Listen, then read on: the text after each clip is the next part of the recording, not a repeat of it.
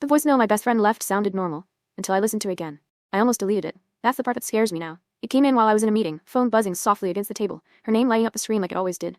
I saw it, felt a flicker of annoyance, and told myself I'd listen later. I didn't know how much later would cost me. We'd been friends since college. The kind of friendship people assume will last forever because it survived too many versions of you break easily. Breakups, bad jobs, moves, breakdowns. We walked through all of it together. She was the person I called when something went wrong, and when something went right. Lately though, things have felt off. She laughed a little too loudly, texted at strange hours, canceled plans last minute with vague excuses. I noticed it all, but I also told myself the lie everyone tells. She's fine. She'd tell me if she wasn't. That night, I listened to the voicemail while making dinner. Her voice was calm, almost cheerful.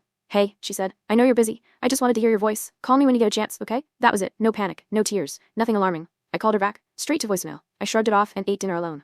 The next morning, I woke up to 6 missed calls from her sister. By the time I reached the hospital, it was already too late. They spoke in hushed tones, with that careful distance professionals use when they know your world is about to collapse. Overdose. Unclear intent. They said she didn't leave a note like that was supposed to make it easier. I couldn't breathe. All I could think about was that voicemail. At the funeral, people talked about how bright she was, how strong, how funny, how no one saw it coming. I stood there nodding, numb, while my phone burned in my pocket like evidence. Weeks later, I listened to the voicemail again, then again, and this time I heard it. The pause before she said, okay. The way her voice softened on, hear your voice. The careful normality of it, like she was trying not to scare me, like she was testing the water before saying something heavier. She hadn't wanted to alarm me, she'd wanted permission to be honest. I tore my apartment apart looking for signs I'd missed, old messages, jokes that suddenly felt darker. Late night voice notes where she said she was just tired.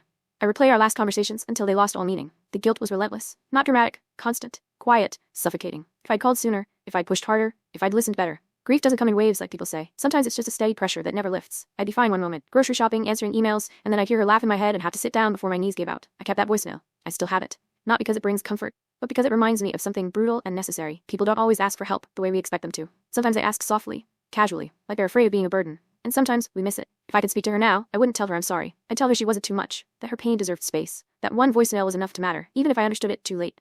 Now, when someone I love says, call me when you get a chance, I don't wait. I don't assume. I don't tell myself later is harmless, because sometimes later is forever.